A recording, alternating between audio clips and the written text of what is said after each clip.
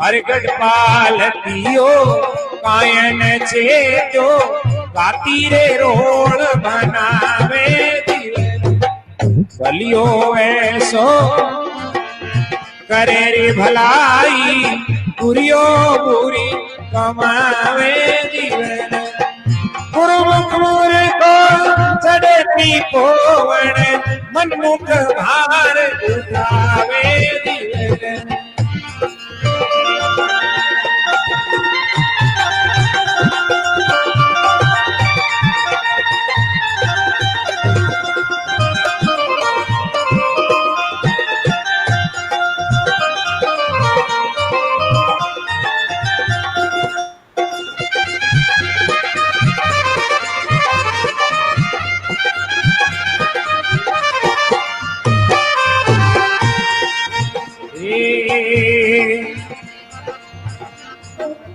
दिन को भूल्यो रातन चेत्यो दूर गयो पछतावे जीवन दिन को भूल्यो रातन चेत्यो दूर गयो रे पछतावे जीवन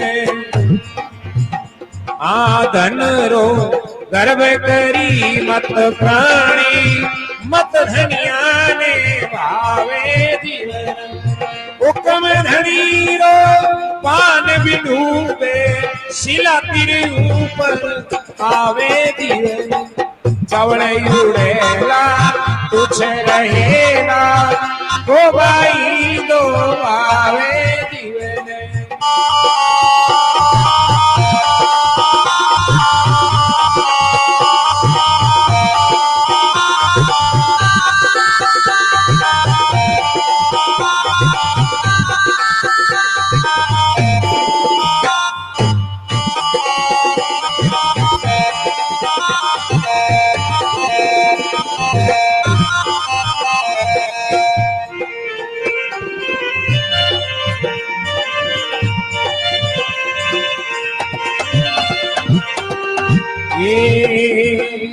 चवड़ेला तुझ रहेला को भाई दो बावे जीवन एक में मंडल वर्ष एक भाई दो बावे जीवन एक जाय निरंतर वर्ष एक आप लखावे जीवन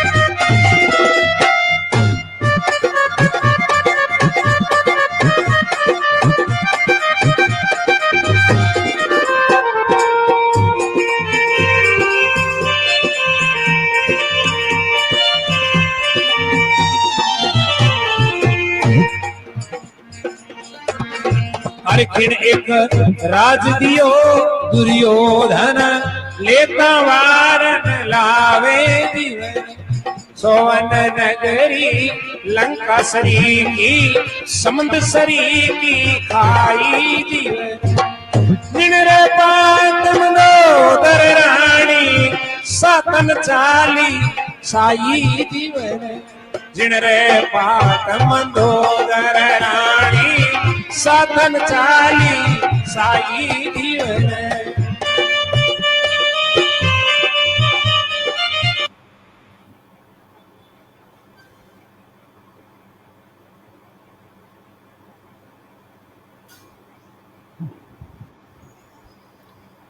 नमस्कार, नवन प्रणाम। जामभाणी साहित्य अकादमी फेसबुक पेज के सभी दर्शकों का जामभाणी साहित्य संवाद श्रृंखला की आज की कड़ी में हार्दिक स्वागत और अभिनंदन है। जैसा कि आप सभी को ज्ञात है कि जामभाणी साहित्य अकादमी द्वारा कोरोना काल में इस नवाचार के माध्यम से गुरु जम्बेश्वर जी की शिक्षाओं और जामहाणी साहित्य को आप तक पहुंचाने के लिए ये नवाचार किया गया है, जिसका बहुत अधिक सहयोग और स्वागत सोशल मीडिया में मिला है। आप सबका स्नेह इस उपक्रम को मिला है। तो आज इसी उपक्रम की 19वीं कड़ी के रूप में जम्बवाणी में लोक चेतना विषय का पुष्प लेकर के हम सब आपके बीच में उपस्थित हैं। और आज के संवाद श्रृंखला की इस कड़ी में हमारे साथ होंगे विशिष्ट वक्ता के रूप में डॉक्टर पुष्पा बिश्नोई, प्राचार्य राजकीय महाविद्यालय बावड़ी जोधपुर से। मैं आप सभी का एवं आज की विदुषी वक्त्री का हार्दिक स्वागत व अभिनंदन करता हूं। मुझे बताते हुए हर्ष हो रहा है कि आज के हमारे विशिष्ट वक्त्री डॉक्टर पुष्पा बिश्नोई जी जामहाणी साहित्य की शोधकर्त्री और विदुषी है। आपने जामहाणी साहित्य में लोक चेतना विषय पर ही अपना पीएचडी का शोध कार्य संपन्न किया है। आपका 18 वर्ष का महाविद्यालयी शिक्षण का अनुभव है। 40 से अधिक शोध पत्र विभिन्न पत्र पत्रिकाओं में अब तक आपके प्रकाशित हो चुके हैं। आप 100 से अधिक राष्ट्रीय अंतर्राष्ट्रीय संगोष्ठियों में अपने शोध पत्र और विशिष्ट वक्तव्यों के द्वारा अपनी उपस्थिति सहभागिता दर्ज करवा चुकी है। आप पीएचडी के ब्रिज कोर्स में भी अनेक बार अपने व्याख्यान दे चुकी हैं। डॉक्टर पुष्पा बिश्नोई जी संत विदो जी के सामाजिक साहित्यिक अवदान पुस्तक के संपादक मंडल में भी आपने कार्य किया है और आपकी जामहाणी साहित्य पर अभी 2 पुस्तकें प्रकाशाधीन हैं।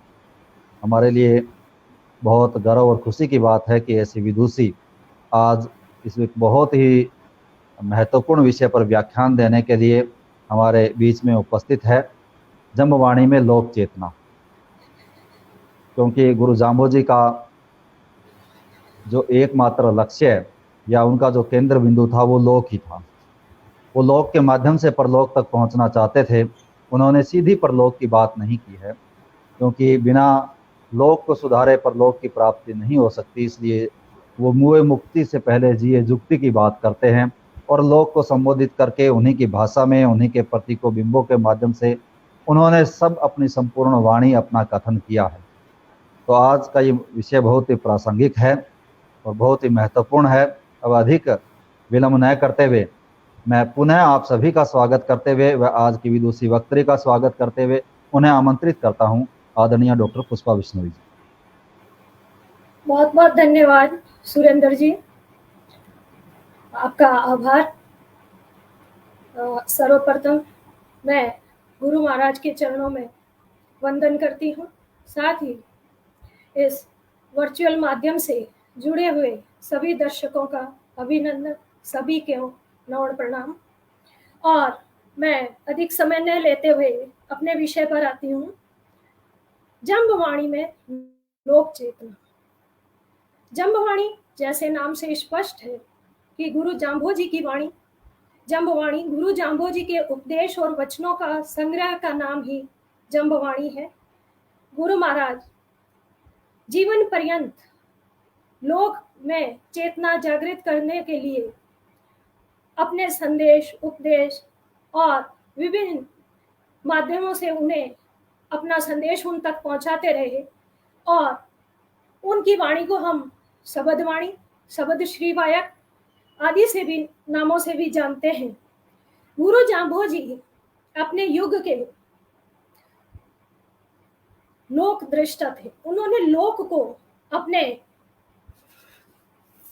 काव्य में, अपने वाणी में सर्वोपरि स्थान दिया और जम्बवाणी है वो मात्र अध्यात्म, धर्म, इनकी बात से पूर्व समाज, व्यक्ति और प्राणी मात्र के कल्याण की बात करती है। जब तक व्यक्ति का उद्धार, समाज का उद्धार नहीं होगा, तब तक वह परलोक के मार्ग की ओर प्रशस्त हो ही नहीं सकता है। गुरु जाम्बो जी की वाणी व्यक्ति और समाज दोनों के कल्याण की वाणी है। गुरु महाराज को मैं अपने समय को समझने की अद्भुत क्षमता थी। उन्होंने समकालीन परिस्थितियों को समझा, जाना और उनमें सुधार का प्रयास किया। गुरु जाम्बोजी का समय कोई सामान्य समय नहीं था, वो संक्रमण का युग था, विभिन्न धर्मों के संक्रमण का, संस्कृतियों के संक्रमण का, और धर्म में बाह्यचार, पाखंड, मत मतांतरों की, इतने अधिक धर्मों में मत मतांतर हो गए थे कि सामान्य लोग ये नहीं समझ पा रहा था कि वह किस मार्ग का अनुगमन करे। और ऐसे संक्रमण के युग में गुरु जाम्बोजी ने उन परिस्थितियों को समझते हुए लोग को सुधारने का, उनमें जागृति लाने का, उनमें चेतना लाने का बीड़ा उठाया और आजीवन जन जागृति का अलख जगाया। गुरु जाम्बोजी की वाणी युग के प्रभाव और लोक की वाणी है। उनकी वाणी में समकालीन युग का प्रतिबिंब परिलक्षित होता है। उनकी वाणी में भक्ति, सुधार और चेतना का स्वर प्रमुख है। गुरु जाम्बोजी ने धर्म, नीति और समाज के संक्रमण से गुजर रहे समाज को दिशा प्रदान की और उस समय के लोक मानस को संकीर्ण और दुविधा की स्थिति से निकालकर व्यापक वैचारिक धरातल प्रदान किया। गुरु जाम्बोजी ने लोक मानस की भावनाओं को अपनी वाणी का बाना पहनाया। उन्हीं की भाषा में, उन्हीं की उक्तियों में, उन्हीं की उपमाओं में धर्म की बहुत सरल व्याख्या की और लोगों को समझाया। लोक चेतना के आलोक में लोक जीवन को समग्रता से देखा। लोक के किसी एक पक्ष को नहीं देखा, संपूर्ण पक्षों पर दृष्टिपात किया और उनको समझा, अनुभूत किया और उनके अनुरूप लोक जीवन के परिष्कार का महत्वपूर्ण कार्य किया। उन्होंने समाज के बद्ध तत्वों, बुराइयों का परिहार करके सद्गुणों के माध्यम से परिमार्जन का कार्य किया। अगर हम लोक शब्द की बात करते हैं तो लोक शब्द है वो जन का पर्याय है, आम जनता, साधारण मनुष्य। ऋग्वेद में भी लोक शब्द का उल्लेख मिलता है और लोक है वह जन समुदाय है जो अपनी सरलता, सहजता, निश्चलता और स्वाभाविकता के प्राकृतिक गुण के कारण सहज रूप से परंपराओं और मूल्यों में विश्वास करता है तथा उनकी रक्षा करते हुए उन मूल्यों की रक्षा भी करता है। उनको सहजता भी है और प्राणी मात्र के प्रति करुणा, दया रखते हुए संपूर्ण संसार की कल्याण की कामना करता है। सांसारिक छल, कपट, स्वार्थ से परे संतोष की वृत्ति का अनुगमन करता है। जन सामान्य अर्थात लोक, लोक का बोध और चिंतन करना ही लोक चेतना है, यानी लोक में जागृति लाना, जो लोगों में प्रेरणा का संचार करना, यही लोक चेतना से तात्पर्य है। गुरु जाम्बोजी ने समाज में सक्रिय भूमिका निभाते हुए साधारण जन को अपने आदर्शों से जागृत करने का सरल प्रयास किया। वो लोगों के बीच में रहे। उन्होंने अपनी कर्मस्थली लोक को बनाया, न ही कहीं अन्यंत्र जाकर एकांत तपस्या साधना को अपना स्थान चुना, बल्कि साधारण जनता के मध्य रहे और सामान्य जनता की सोच के दायरे के भीतर और उसकी समझ के अनुरूप सरल नियमों से युक्त लोक धर्म की स्थापना की, जो उनके दैनिक जीवन में अत्यंत उपयोगी और सार्थक थे। गुरु जाम्बोजी की वाणी, उनके धर्म नियम इतने सरल है कि व्यक्ति सहजता के साथ अपने दैनिक कार्यों को करते हुए उनका आसानी से निर्वाह कर सकता है और अपने लोक और परलोक को सुधार सकता है।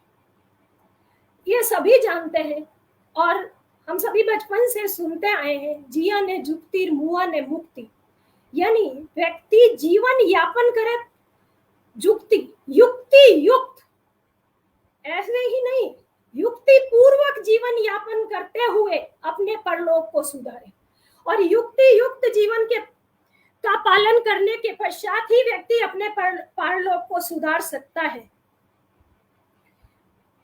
गुरु जम्बवाणी है वो समाज समाज के परमार्थ की आत्मा अनुभूति है। जम्बवाणी मध्यकालीन हिंदी साहित्य और विश्नोई पंथ की अमूल्य धरोहर है।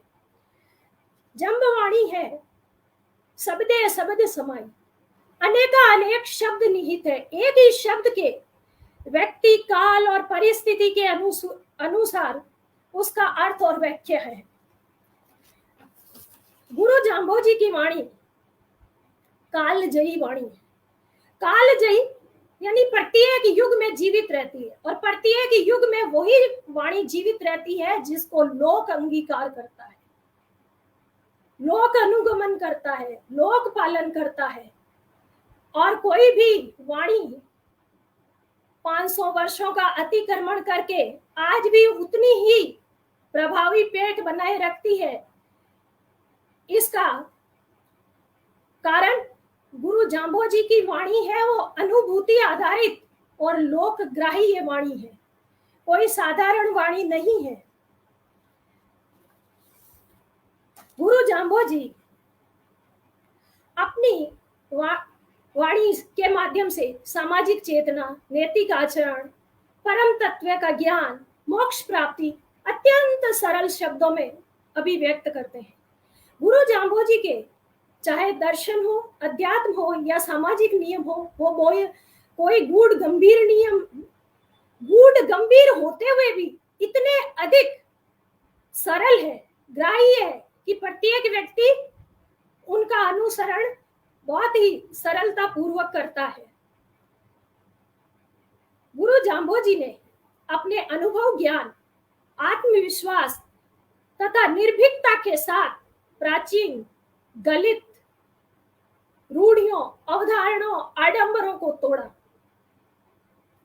और वो लोक जागृति एवं नितांत सरल साधारण जनता के उत्थान के लिए वो अपनी वाणी में स्पष्ट कहते हैं, कलयुग बरते चेतो लेई, चेतो चेतन हारू, सतगुरु मिलिया, सतपंथ बतायो, भ्रांति चुकाई। यानी तुम्हारे मन में जो भ्रांति है उसको छोड़ो, तुम्हें सदगुरु की प्राप्ति हो गई है, और सदगुरु ही है वो सत्य की राह बता सकता है, और सत्य की राह ही है वो आपके लोक और परलोक दोनों का उद्धार करती है, मनुष्य मात्र का कल्याण करती है। वो स्पष्ट शब्दों में कहते हैं कि मनुष्य समय रहते जागृत हो जाओ, कलयुग बढ़ते चेतो लेई, ये कलयुग का समय है, और उनके समय से आज का समय और ही अधिक कलयुग का है, और उनकी वाणी आज के युग में और अधिक प्रासंगिक है। उनका समय था वो भी कोई शांत समय नहीं था, उसमें अधिकांश लोग भगवत भक्ति को भूलकर परम शक्ति के प्रति बेपरवाह होकर अनैतिकता, शोषण, आडंबर, अत्याचार, धर्म के नाम पर दिखावा, आडंबर, पांडित्य प्रदर्शन और धर्म की सत्ता है वो मुल्ला और मौलवियों और ब्राह्मणवाद के शिकंजे में कस चुकी थी। आम जनता धर्म को भूल चुकी थी। गुरु महाराज ने अत्यंत सरल शब्दों में कहा कि तुम चेतो और सत्य के मार्ग की ओर उन्मुख हो जाओ। और धर्म क्या है? उन्होंने कहा जो तुम धारण करोगे वो धर्म है। और धारण क्या करना है? जो आंतरिक और बाह्य व्यक्तित्व का परिष्कार करे, सत्य की राह दिखाए, सद्गुण को अपनाने का संदेश दिया। गुरु जाम्बोजी की चिंतन की परिधि लोक पर केंद्रित थी, और लोक की परिधि में संपूर्ण संसार के साधारण जन शामिल थे। उनकी वाणी किसी क्षेत्र विशेष तक केंद्रित नहीं थी, संपूर्ण विश्व के लिए थी, और उनके मूल्य मानवतावादी मूल्य थे, और वे साधारण समाज के थे, सामान्य जनता के थे, अर्थात साधारण जन ही उनकी चिंता का केंद्र था। और इसीलिए उन्होंने तत्कालिक लोक भाषा, मरु भाषा में अपनी उपदेश दिए, अपनी वाणी को कहा। और इन्होंने अपनी वाणी में जितने भी काव्य रूप पर कहावतें, लोकोक्तियां, उपमा, रूपक, दृष्टांत वो लोक से ग्रहण किया। उनका कथ्य इतना प्रांजल और जनजीवन से जुड़ा हुआ था, तभी तो लोग उसे आसानी से अंगीकार कर सका और साधारण लोग को समझने में तनिक भी कठिनाई नहीं हुई। ऐसा नहीं है कि गुरु जाम्बोजी ने लोगों को उपदेश दिया, बल्कि अपने जीवन के माध्यम से लोगों को संदेश प्रस्तुत किया। गुरु जाम्बोजी के विषय में हम सब जानते हैं कि जब पहला प्रथम शब्द है जो शब्दवाणी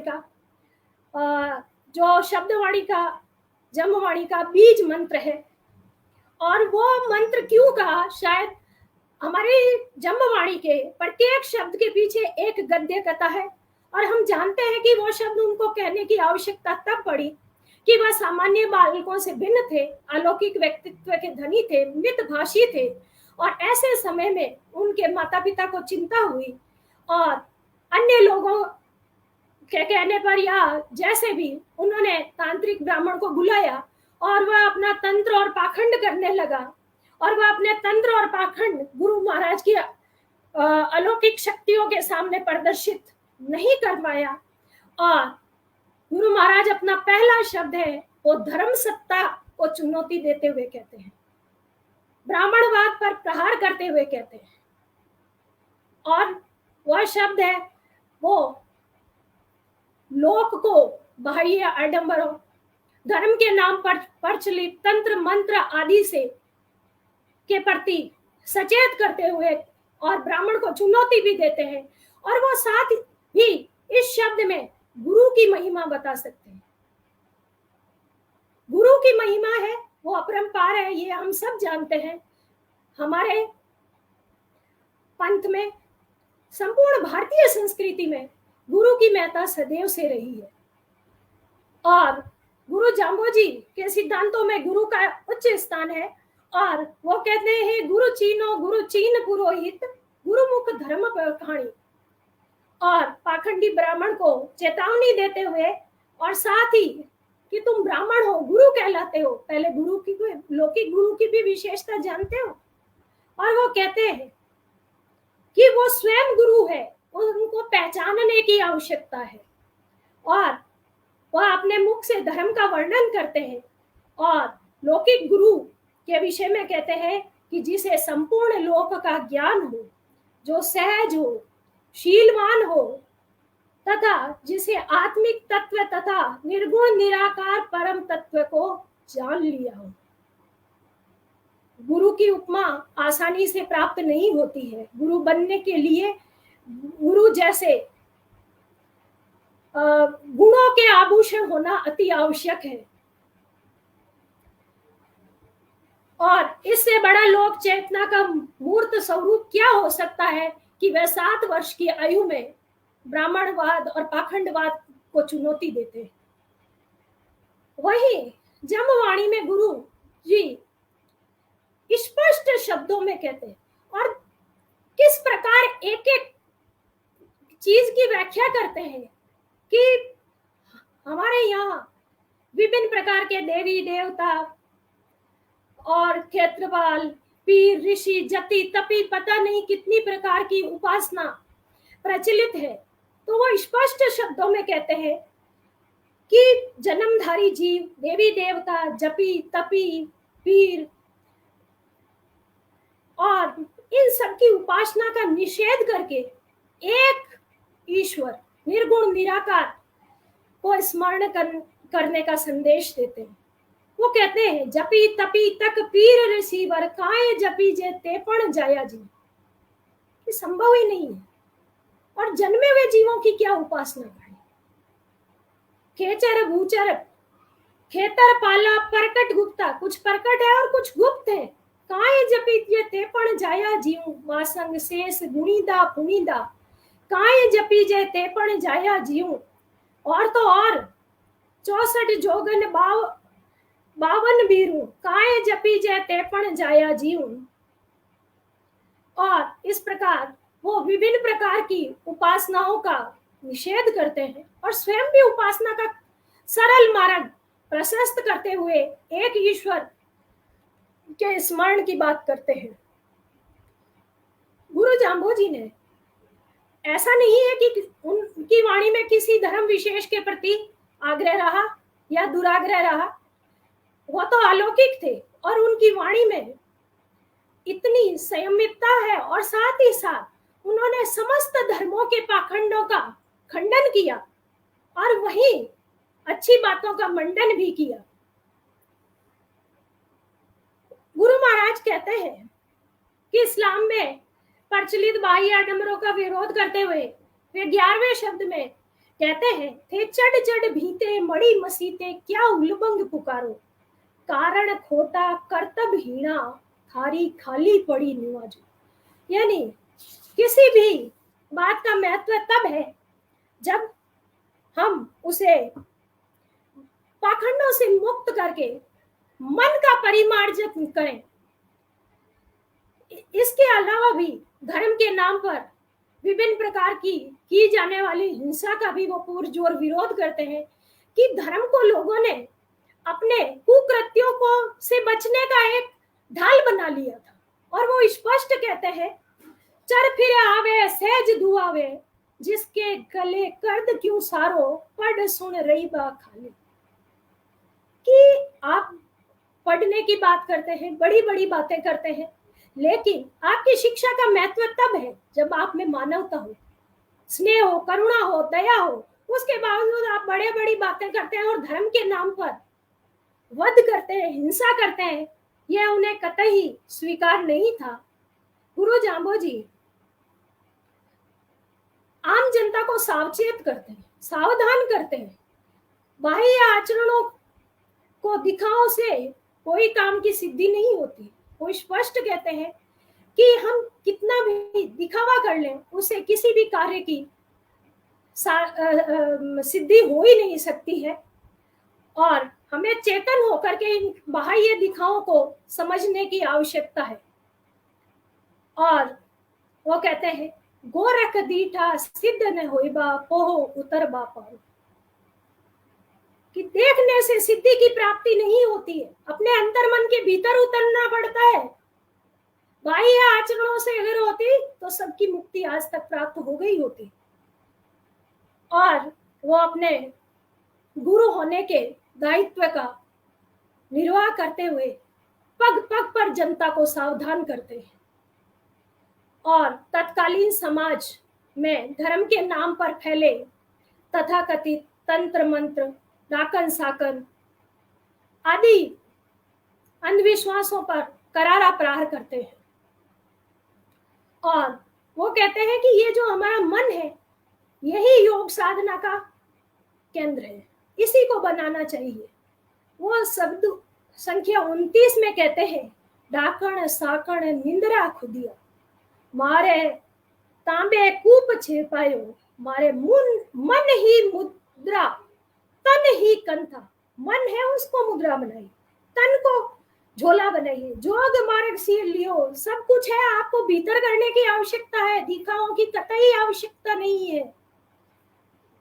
और जैसा कि सब जानते हैं कि 14वीं और 15वीं शताब्दी का समय था और नाथों, सिद्धों, योगियों के पाखंडों, आडंबरों और उनके अजीबो गरीब आचरण और व्यवहारों से जनता को वो लोग त्रस्त करते थे, प्रताड़ित करते थे और तंत्र मंत्र के नाम पर डराते भी थे। ऐसे नाथों के खिलाफ गुरु महाराज ताल ठोक कर कहते हैं, वो शब्द संख्या 46 में कहते हैं और उनको चुनौती देते हैं, स्पष्ट चुनौती देते हुए कहते हैं, नाथ कहावे मर मर जावे से क्यों नाथ कहावे। नाथ आप स्वामी हो, स्वामी कहलाते हो, परम तत्व है नाथ, तो इस संसार का एक ही नाथ है, लेकिन आप खुद को नाथ कहलाते हैं और फिर आप नाथ क्यों कहलाते हैं। नानी मोटी जीवा जोड़ी निर्जर सिरजर पर पुटावे, तुम तो जन्म मृत्यु के चक्र में बंधे हुए हो, तुम नाथ कैसे हो सकते हो।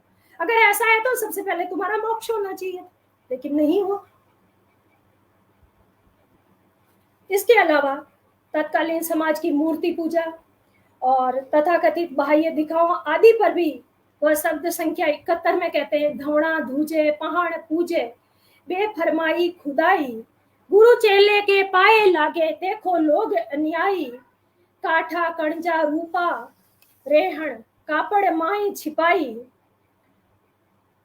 नीचा पड़ पड़ थाने धोके धीरा रे हरी आई ब्राह्मण नाऊ लादन रूटा बूता नाऊ कुत्ता।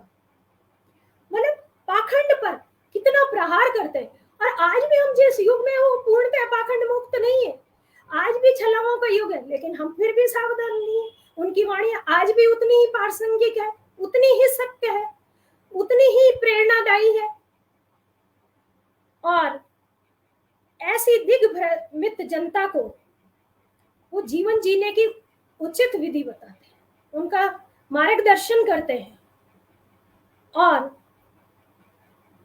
वो कहते हैं आवश्यकता है हमें मानवीय गुणों की अपनाने की, नम्रता, क्षमा, स्वभाव में सरलता। और वह यही संदेश देते हुए शब्द संख्या 98 में कहते हैं, जीवत मरो रे जीवत मरो जिन जीवद की विद जाए, जे कोई आवे हो कर आपू हुए पानी। कितनी सुंदर बात कहते हैं वो, जीवत मरो रे जीवत मरो। शरीर के समाप्त होने पे तो मरते ही हैं, लेकिन जीते जी मुक्ति प्राप्त करनी है, मोक्ष प्राप्त करना है, तो कैसे प्राप्त करोगे? सद्गुणों का अंगीकरण करके, ग्रहण करके, और बुराइयों को, बुरे गुणों को त्याग करके, सत्य के मार्ग पर चल करके, क्षमा के मार्ग पर चल करके। जे कोई आवे हो होकर, चाहे कोई कितना ही क्रोध में हो, कैसे भी हो, आप जे हुए पानी। हमें तो पानी की तरह शीतल, तरल, शांत रहना है, जहाँ के बहुत ही नौणी, बहुत ही खवणी, बहुत ही क्रिया कमाणी। दूसरी बात कि गुरु जाम्बोजी समाज को एक महत्वपूर्ण बात देते हैं, और जो किसी भी समाज के निर्माण की, विकास की, उन्नति की आधारशिलता होती है, वो होती है क्रियाशील होना, कर्मठ होना, परिश्रमी होना। जाम्बोजी स्वयं भी आजीवन क्रियाशील रहे, और उन्होंने जनता को परिश्रम और कर्म का महत्व बताया। और उनका मानना था कि जब तक व्यक्ति कर्म नहीं करेगा तब तक वह स्वयं और समाज का कल्याण नहीं कर सकता। वो कहते हैं, कण बिन कूकस रस बिन बाकस बिन क्रिया परिवार किसु। यानी आप परिवार को लेकर चल रहे हैं तो परिवार के लिए कर्म करना भी आवश्यक है।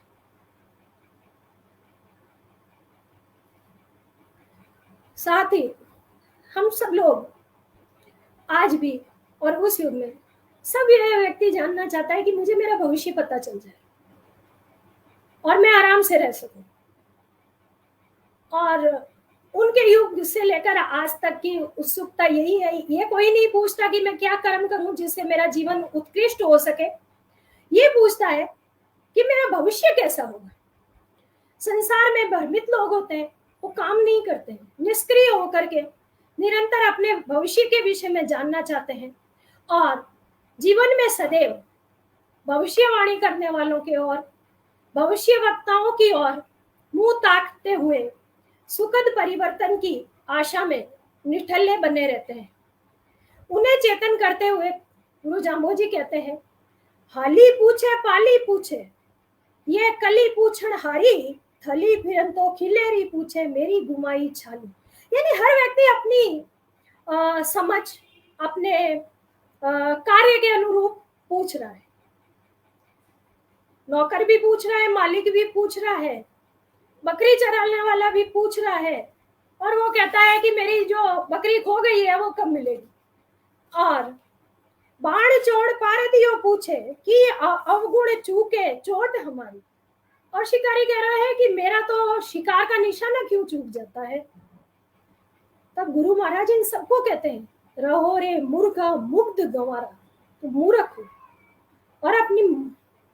और गंवार हो, तुम्हें आवश्यकता है, तुम अपने भविष्य के बारे में पूछने की जरूरत नहीं है। अगर तुम वर्तमान को अच्छा बनाओगे तो भविष्य अपने आप उज्जवल हो जाएगा, उन्नतिशील हो जाएगा, अपने आप विकास कर पाओगे। रहो मूर्खा मुग्ध गंवारा, करो मजूरी पेट भराई। स्पष्ट शब्दों में कहते हैं कि कुछ नहीं कर सकते हो, मजदूरी तो कर सकते हो।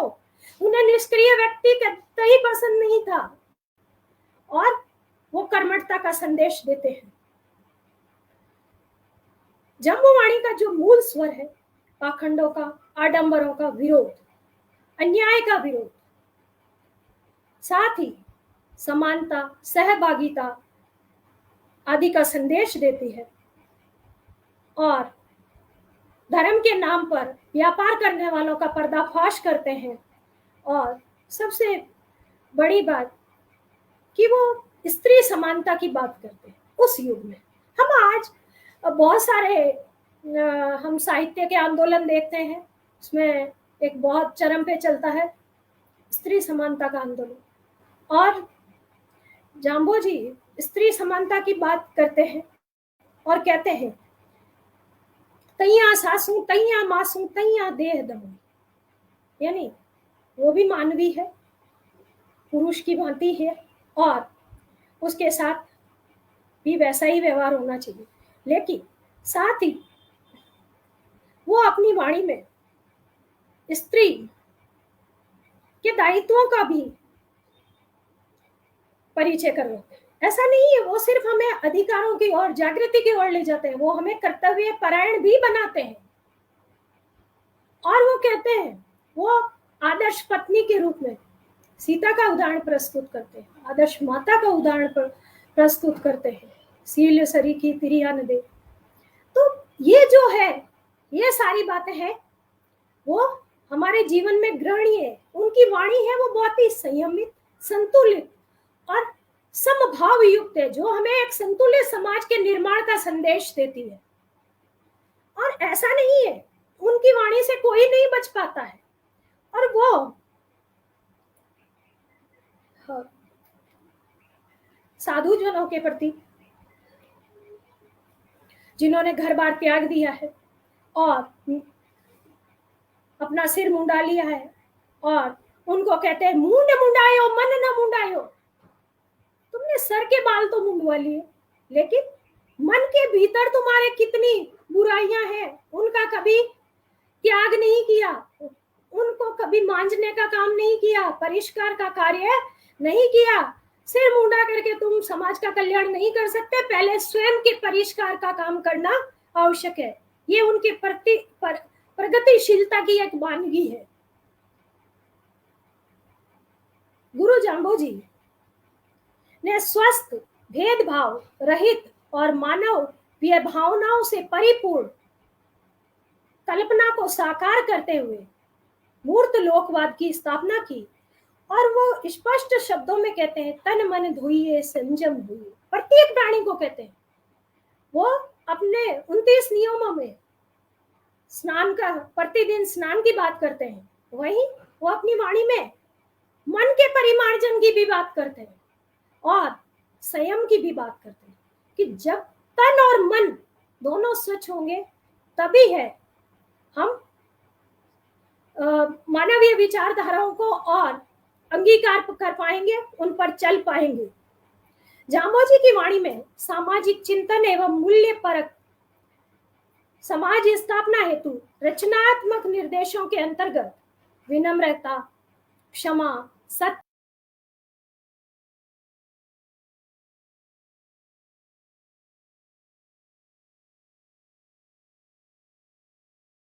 नैतिक नियमों पर वो विशेष बल देते हैं।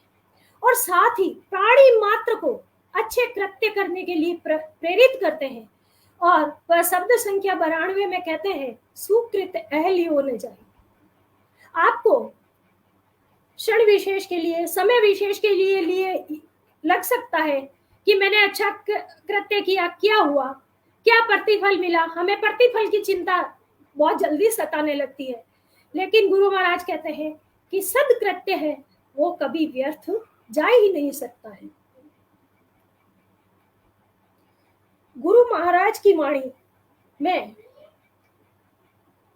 प्राणी मात्र के कल्याण का संदेश है, इतना सरल कि प्रत्येक व्यक्ति अपना साधारण जीवन यापन करते हुए अपने आचरण में उतार सकता है। गुरु जाम्बोजी कर्म करने की तो प्रेरणा देते ही हैं, साथ ही कर्म फल के महत्व को भी बताते हैं कि प्रत्येक व्यक्ति को फल की प्राप्ति उसके कर्म के अनुसार होती है। प्रत्येक जीव को पृथक पृथक मार्गों पर चलना पड़ता है, सबका जीवन एक जैसा नहीं होता है। भाग परापति कर्मा रेखा दरगे जवला जवला मां। जाम्बोजी ने लोगों की कर्म शुद्धता हेतु प्रेरित करते हुए कहते ही हैं, उसके साथ ही वो संगत का महत्व भी बताते हैं कि आपकी संगति कैसी है, बद या सद। उनकी वाणी में सद संगति बहुत आवश्यक है। वो कहते हैं कि आपको अपने इस जीवन को सुधारना है तो सत्संगत अति आवश्यक है। अच्छे एवं कर्मवान लोगों की संगति करके हम अपने सांसारिक और पारलौकिक दोनों ही जीवन को संवार सकते हैं।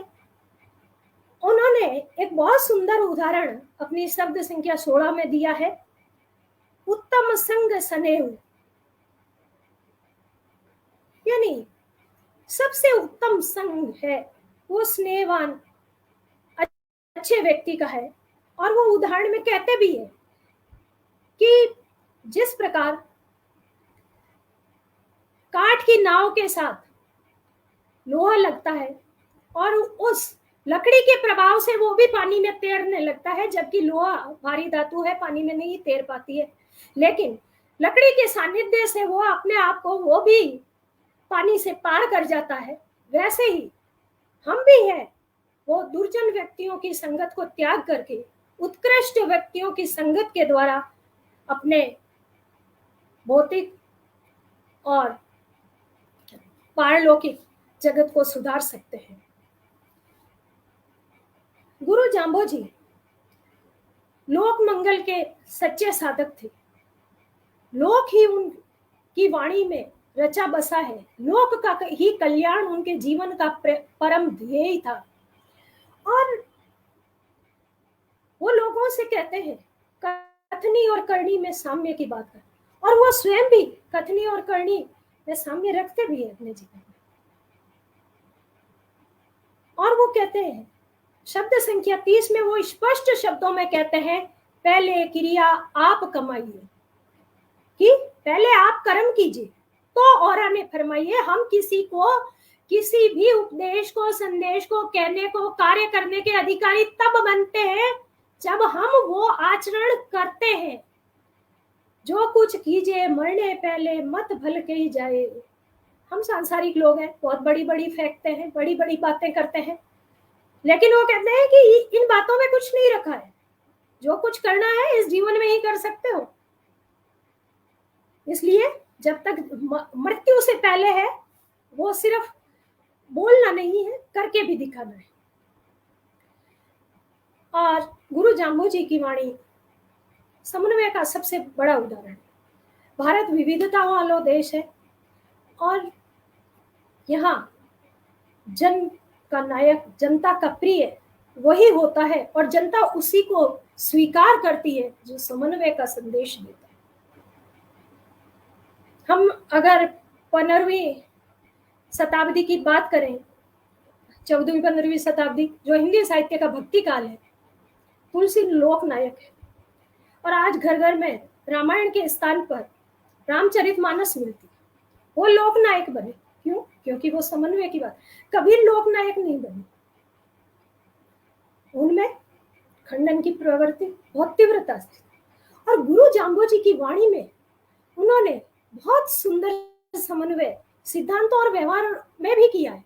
उनकी वाणी में जो सिद्धांत दिए हैं वो इतने व्यवहारिक है कि प्रत्येक व्यक्ति उसको जीवन में व्यवहार रूप परिणित करते हुए उनका पालन कर लेता है आसानी से।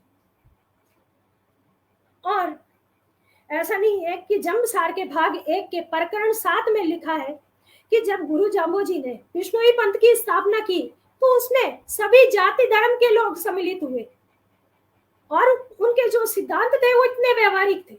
और वो कहते हैं इतने लोग आए ता दिन ही तिनकी जात कहूं भिन्न भिन्न ही पूर्ण पूर्ण ब्रह्म परम गुरु सोई, पूर्ण क्षति से किया विष्णुई। इसके अतिरिक्त गुरु जाम्बोजी की वाणी में ज्ञान, भक्ति, कर्म तीनों का बहुत सुंदर समन्वय मिलता है और वो इन तीनों में सुंदर समन्वय स्थापित करके मोक्ष प्राप्ति का मार्ग प्रशस्त करते हैं। और उनके अनुसार ज्ञान द्वारा मानव मन का मोह नष्ट होता है और मानव मुक्ति की ओर उन्मुख होता है। और वो कहते हैं कि उनकी वाणी का इतना प्रभाव है कि उसको ग्रहण कौन करता है? ज्ञानी के हृदय परमोदावत। उनकी वाणी ज्ञान को सुनकर के किसके हृदय में प्रसन्नता होती है?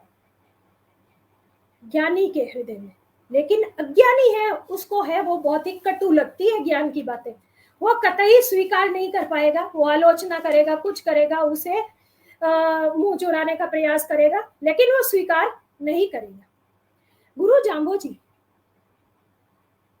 जीवन के लिए भक्ति और कर्म दोनों को आवश्यक मानते हैं और वो भक्ति के लिए सांसारिक कर्मों को त्यागना कदापि उचित नहीं समझते। और वो कहते हैं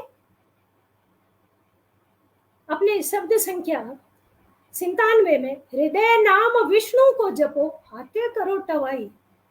यानी भक्ति और कर्म के मध्य मणि कांचन का संयोग स्थापित करते हैं कि ईश्वर का स्मरण, विष्णु का स्मरण तो हृदय से करना है, हाथ से कर्म करो, तभी तुम्हारी भक्ति और कर्म दोनों की सार्थकता है। गुरु जाम्बोजी अपनी वाणी में निर्गुण और सगुण का अद्भुत समन्वय करते हुए दोनों के मध्य के विवाद को समाप्त करने का सत प्रयास करते हैं। मध्य युग में निर्गुण और सगुण के मध्य गहरा विवाद था, दोनों पक्ष एक दूसरे का खंडन करते रहते थे, लेकिन गुरु जाम्बोजी अपनी वाणी में दोनों की ही महिमा बताते हैं और वो स्वयं कहते हैं, निर्गुण रूप हमें पतियानी, निर्गुण रूप हमें पतियानी,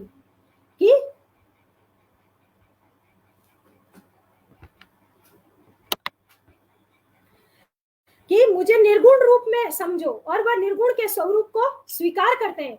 वहीं दूसरी ओर स्वयं विष्णु के अवतार थे और 9 अवतारों का वर्णन करते हुए वे शब्द संख्या 5 में कहते हैं, 9 अवतार नमो नारायण, तेपण रूप हमारा थी, कि हम ही 9 अवतार में थे। यानी विष्णु के 100 अवतारों में भी मैं ही हूं, यानी वो परम तत्व एक है और सभी उसके अंश हैं। गुरु जाम्बोजी के अनुसार परम तत्व की प्राप्ति का अत्यंत सरल मार्ग है विष्णु का जाप। विष्णु विष्णु तू भण रे। कोई बहुत बड़ा दार्शनिक अध्यात्म ज्ञान नहीं, आपको ईश्वर के नाम की उपासना की आवश्यकता है, नाम स्मरण की आवश्यकता है। और वो आत्मा की व्याख्या इतनी सरल लोक उपमानों के माध्यम से करते हैं। वो कहते हैं, तिल में तेल, कुहूप में वास, 5 तत्व में लियो प्रकाश। कि जिस प्रकार तिल में तेल समाहित है, पुष्प में सुगंध है, वैसे ही इस 5 तत्व से बने शरीर में आत्मा है। और जो व्यक्ति ध्यान पूर्वक स्वच्छ मन से और गंभीरता के साथ खोजेगा, वही विष्णु के स्वरूप एवं महत्व को जान पाएगा। विष्णु का जप अत्यंत सरल माध्यम है ईश्वर प्राप्ति का। और गुरु जाम्बोजी और भी जनता की जो उत्सुकता है, उनकी जिज्ञासाएं हैं, उनका समन बहुत ही सरल शब्दों में करते हैं। और वो कहते हैं कि मनुष्य ईश्वर प्राप्ति के लिए मालूम नहीं भूलवश इधर उधर व्यर्थ के प्रपंचों में उलझता रहता है, भटकता रहता है, लेकिन परम तत्व को कहीं ढूंढने की आवश्यकता नहीं है, वो तो हम सबके हृदय में विद्यमान है। वो किसी भी मंदिर, देवालय हिमालय और तीर्थ में नहीं है। और वो कहते हैं शब्द संख्या 3 में और भी कई स्थानों पे कहते हैं 68 तीर्थ हृदय भीतर बाहर लोकाचार, कि ये जो बाहर हम जो करते हैं ना, वो तो लोक का एक व्यापार है। सब तीर्थ जा रहे हैं तो हम भी जा रहे हैं, नहीं तो हम धार्मिक नहीं कहलाएंगे। लेकिन अगर हमारा मन पवित्र नहीं है, हमारा हृदय है वो भीतर से मलिन है, तो हमारे तीर्थों का कोई महत्व नहीं है। तीर्थ तो कहाँ है? हमारे हृदय में, हमारे मन में, हमारी भावनाओं में। हमारी भावनाएं पवित्र है तो सर्वत्र तीर्थ है। और भ्रमित मनुष्य विष्णु को भुला देता है या आत्मचिंतन नहीं करता है, उसको वो कहते हैं कि सिर्फ नाम रटना, विष्णु विष्णु करना एक तोते की भांति रटंत विद्या नहीं करनी है। क्या करना है?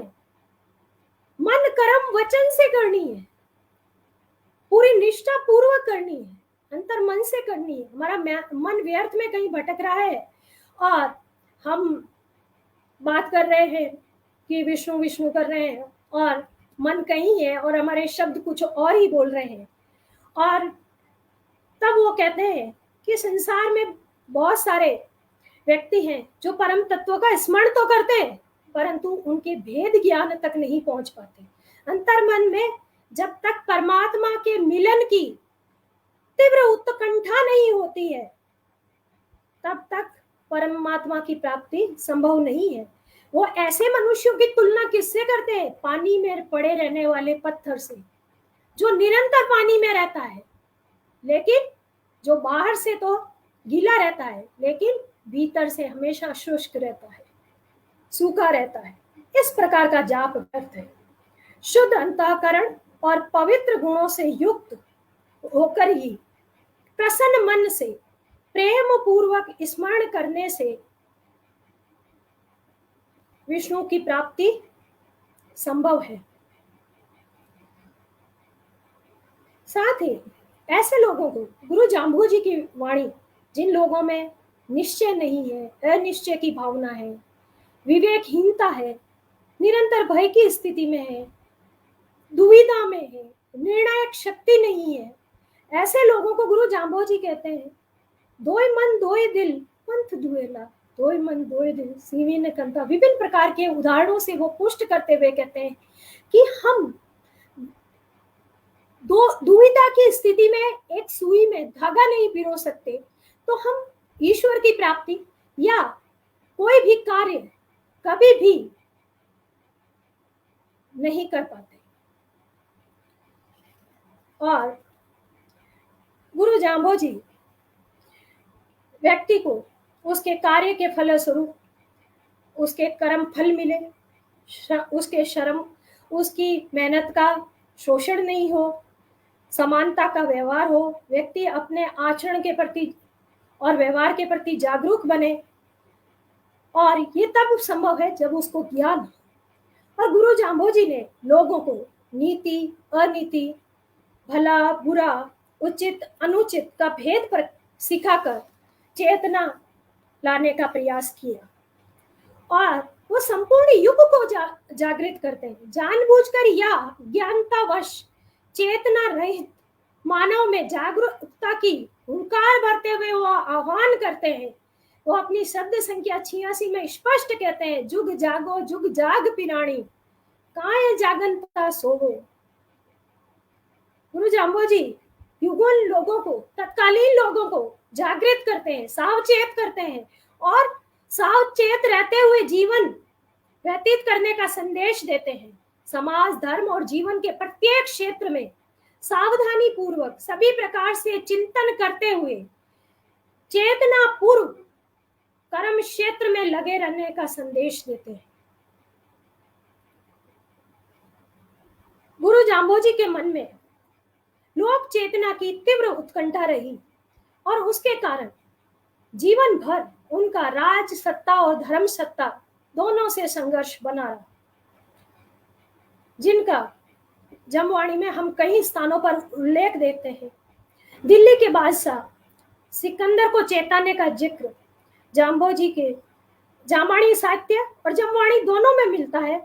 और वो स्पष्ट शब्दों में कहते हैं, इसकंदर चेतायो मान्यो शील हकीकत जगायो। यानी आसम और कासम जाम्बोजी के शिष्य थे, और जिनको सिकंदर लोधी अपनी जेल में डाल देता है, उन साधारण शिष्यों को लिए वो उन्हें छुड़ाने के लिए दिल्ली के सम्राट से टक्कर लेते हैं। और टक्कर ही नहीं लेते, उन्हें अपनी बात भी मनाते हैं और उन्हें शील और हक की कमाई का संदेश भी देते हैं। ऐसा नहीं है कि इतना सरल नहीं था कि सिकंदर लोधी उनकी बात आसानी से मान जाए। निरंकुश सम्राट आसानी से नहीं झुकते हैं, वो तब झुकते हैं जब कोई सशक्त महापुरुष लोक योद्धा से सामना होता है, टक्कर होती है, तब झुकते हैं। और गुरु जाम्बोजी ने लोक चेतना का युद्ध कहीं पहाड़ की गुफाओं में बैठ करके नहीं लड़ा, अपितु जीवन पर्यंत अटल अडिग योद्धा की भांति लोक के साथ डटे रहे। चाहे बाल्यावस्था का मूला पुरोहित हो, चाहे सिकंदर लोधी हो, चाहे राव बीका हो, उनके सिद्धांत सबके लिए एक जैसे थे। और साथ ही जन मुक्ति का बिगुल बजाने वाले भी। वो कहते हैं, 12 काजे हरकत आई ताते बहुत भई कसवारू। यानी 12 करोड़ लोगों की मुक्ति का तात्पर्य परलोक प्राप्ति या मोक्ष प्राप्ति मात्र ही नहीं था, अपितु जन मुक्ति का अवबोध भी था। उन लोगों को जागृति लाना भी था। सामान्य जन की लोक में व्याप्त अंध धारणाओं, रूढ़ियों, मानव विकास में अवरोधक रुग्ण परंपराओं से मुक्ति भी थी। जन सामान्य को उसके कर्तव्यों के साथ मूल अधिकारों से भी परिचित करवाया, ताकि आम व्यक्ति अपने अस्तित्व और आत्म संघर्ष हेतु अपनी अस्मिता के लिए तत्पर रहे। जन मुक्ति की अवधारणा लोक संघर्ष की दृष्टि है। गुरु जाम्बोजी लोक दृष्टा भी नहीं थे, लोक सृष्टा थे। उन्होंने अपने वाणी के माध्यम से जैसे लोक को बनाना चाहते थे, वैसे लोक की सृष्टि भी की। और उनका जो संघर्ष है, जन मुक्ति का जो उद्घोष है, वो ये बताता है कि लोक गुरु जाम्बोजी लोक के मंझे हुए लोक दृष्टा थे। उन्हें लोक को संतुलित दृष्टिकोण पर परख कर एक व्यवहारिक सरल जीवन पद्धति प्रदान की और जनता को के समक्ष लोक सृष्टा की भूमिका का सफल निर्वहन भी किया। गुरु जाम्बोजी प्रकृति के उपासक रहे और प्रकृति को संपूर्णता के साथ जिया, और उनकी वाणी में सर्वत्र प्रकृति है। प्रकृति में की बात जहाँ विष्णोई पंथ की बात आती है, अवश्य आती है, लेकिन यहाँ मैं एक बात कहना चाहूंगी कि गुरु जाम्बोजी आजीवन कृषक समाज के मध्य रहे, और किसानों की अर्थव्यवस्था का मूल आधार पशु पालन और खेती होता है, वनस्पति होता है। और जब तक वनस्पति का संरक्षण नहीं होगा, वर्षा नहीं होगी तो पशुपालन और कृषि व्यवस्था दोनों खतरे में हो जाएगी। यानी जीव दया पालनी रूख लीलो नहीं घावे का संदेश देकर उन्होंने आम किसान के जीवन का भी उद्धार किया और लोक की अर्थव्यवस्था को संरक्षित किया। वो पर्यावरणविद होने के साथ साथ एक अर्थशास्त्री की भूमिका का भी निर्वहन किया। और ऐसा नहीं है कि गुरु जाम्बोजी की दृष्टि में सब है, और वह शब्द संख्या 58 में स्पष्ट रूप से कहते हैं, मोरे धरती ध्यान वनस्पति बासु। कण कण उनके ध्यान में है। और लोक चेता गुरु जाम्बोजी ने निरंतर अपनी वाणी के माध्यम से लोक का कल्याण करने के लिए संघर्षरत रहे। उनकी वाणी आज भी उतनी ही उपादेय और प्रासंगिक है जितनी 500 वर्ष पूर्व थी। इसी के साथ मैं अपनी बात को विराम देती हूँ। सबका बहुत बहुत धन्यवाद, आभार।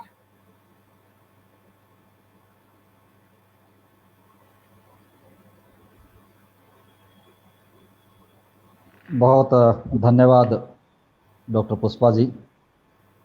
आपने गुरु जाम्बो जी की वाणी में लोक चेतना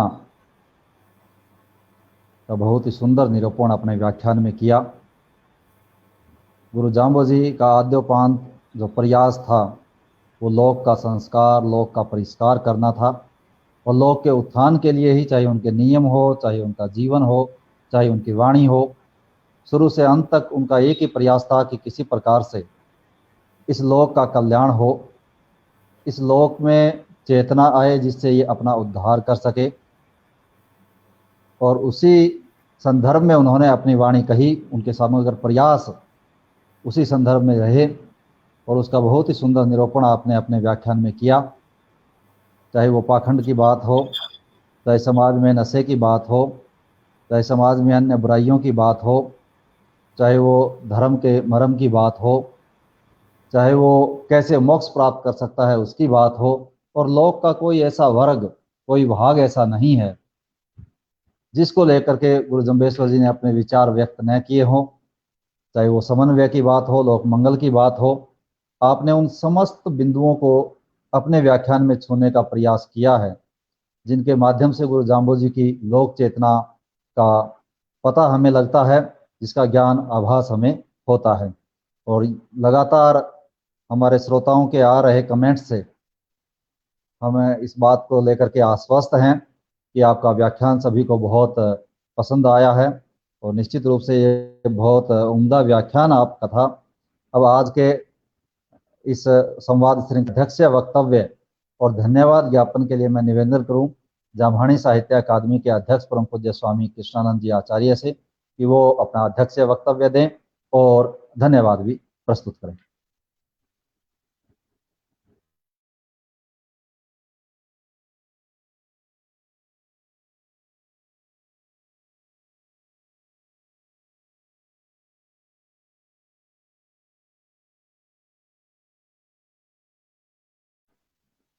गुरुजी अपना माइक अनम्यूट करो, आपका माइक अनम्यूट नहीं है, आपका माइक बंद है, आवाज नहीं आ रही, पहले माइक ऑन करिए।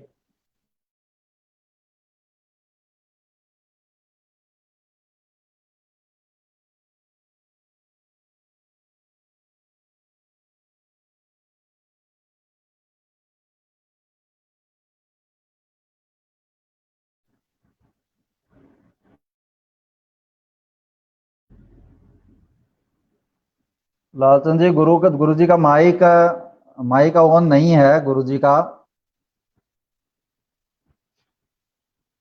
लालचंद जी,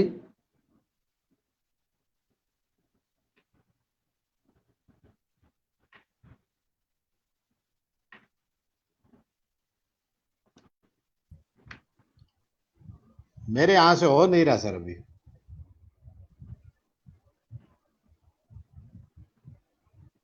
गुरु जी माइक ऑन नहीं है आपका।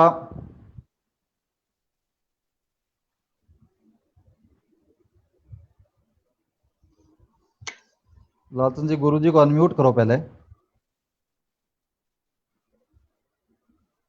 मेरे यहाँ से कुछ हो नहीं रहा सर, पता नहीं क्या गुरुजी को इन्होंने गुरु क्या जी को ऑप्शन आवाज नहीं, सेलेक्ट कर गुरु लिया जी पता आपका नहीं। माइक ऑन नहीं है, आवाज भी नहीं जा रही है गुरु जी को क्या? हाँ, आवाज भी नहीं जा रही शायद। तो हम गुरु जी की आवाज़ नहीं जा रही और उनका माइक मेरे ख्याल में म्यूट नहीं है, इसलिए हम उनको नहीं सुन पाएंगे। इसके लिए हम क्षमा प्रार्थी हैं और हम पुनः हमारी आज की विदुषी वक्तृ का हार्दिक धन्यवाद और आभार प्रकट करते हैं, और साथ ही फेसबुक के माध्यम से जितने हमारे वक्ता श्रोता जुड़े हुए हैं, दर्शक जुड़े हुए हैं, उनका भी हृदय से आभार प्रकट करते हैं कि जो हमारे हर एपिसोड, हमारी जो हर श्रृंखला होती है उसमें निरंतर अपनी उपस्थिति के माध्यम से हमें उत्साहित करते हैं, प्रोत्साहित करते हैं, और इस बात के लिए हमें प्रेरित करते हैं कि हम इस श्रृंखला को निरंतर रखें। और इसी का परिणाम है कि हम हर सप्ताह किसी नए विषय और नए वक्ता के साथ हम आपके बीच में उपस्थित होते हैं। तो हम आपका पुनः आभार प्रकट करते हैं और इसी संदेश के साथ, इसी अनुरोध के साथ कि अगले सप्ताह फिर 7 बजे किसी नए विषय और नए वक्ता, नए विद्वान विदुषी के साथ हम आपसे फिर मिलेंगे। आपका बहुत बहुत धन्यवाद। जय जम्बेश्वर।